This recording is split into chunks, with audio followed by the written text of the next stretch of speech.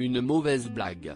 Le 8 janvier dernier, Emmanuel Macron était attendu au cimetière de Jarnac dans le sud-ouest de la France où il a rendu hommage à François Mitterrand à l'occasion des 25 ans de sa disparition.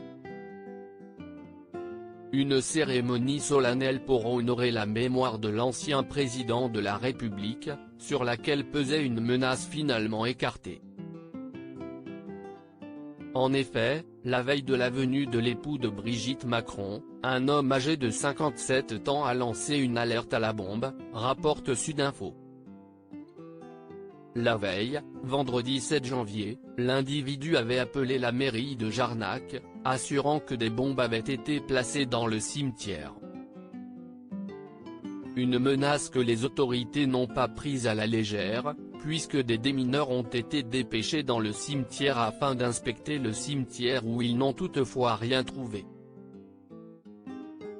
Les gendarmes, eux, ont poursuivi leurs investigations afin de retrouver l'auteur de l'appel, mais aussi de ce qui est apparu finalement comme une mauvaise blague, comme il l'a expliqué lors de sa garde à vue après avoir été appréhendé chez sa fille, le jour des commémorations.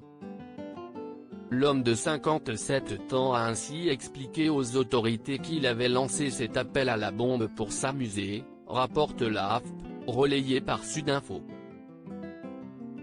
Brigitte Macron n'était pas du voyage. Une sortie officielle pour Emmanuel Macron, qui semble complètement rétabli après avoir contracté en décembre dernier le Covid-19. À Jarnac, le président de la République a retrouvé François Hollande, mais aussi Ségolène Royal, qui n'a généralement pas sa langue dans sa poche lorsqu'il s'agit de critiquer l'exécutif.